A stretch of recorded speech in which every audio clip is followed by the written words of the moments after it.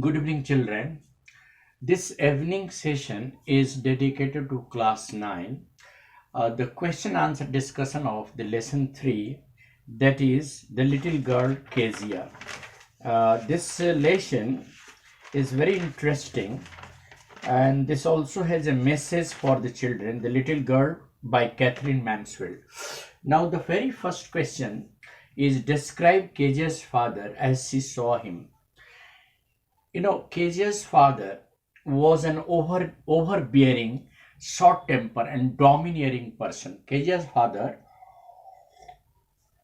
was an overbearing, short tempered, and strict disciplinarian.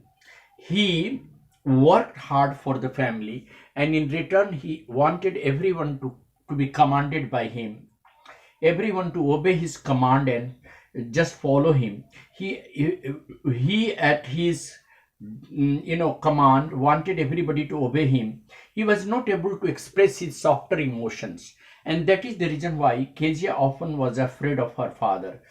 He could not express his softer emotion and was often lonely. He did not know how to interact or play with his only daughter Kezia.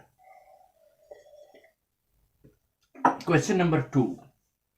Did Kezia's father appreciate her gift? Why or why not?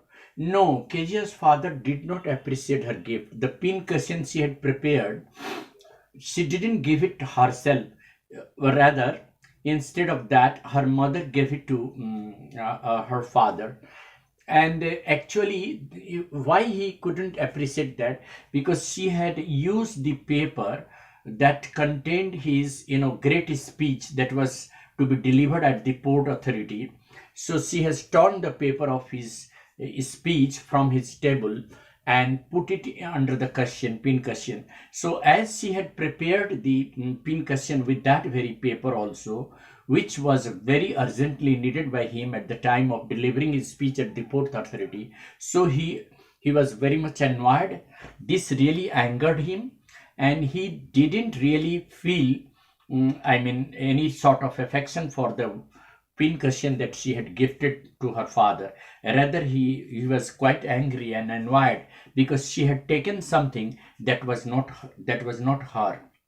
Why do you think Kezia stammered in front of her father's, or in father's presence? Now, Kezia was a little girl. She was very soft and delicate. She often stammered in front of her father because he was overbearing, and he lacked the delicate emotion that the children really need from their parent. He couldn't ever show his delicate love and affection to her. On the contrary, he would always beat her. This has really made her often frightened of him, and therefore, out of fear, whenever Kezia came in front of her father, she stammered. How and why did Kezia's father comfort her to sleep? Once, there was nobody in the house. The grandmother had gone to the hospital while Kezia's mother was in the hospitals, and then she was all alone. She got frightened out of the fear that she had due to a nightmare.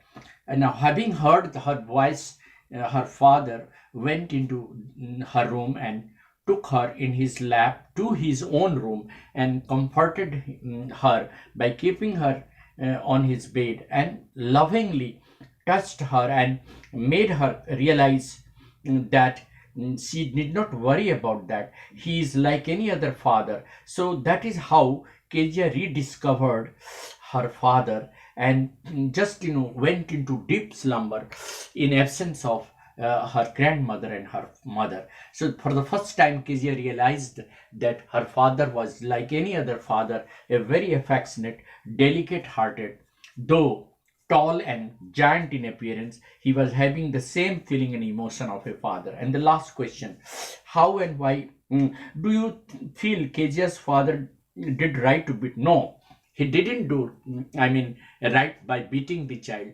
He has no right to beat a child, even if she commits a mistake, because she had done it unknowingly. It was not her intention to tear the page and of his speech. She had done it by ignorance. So it was not at all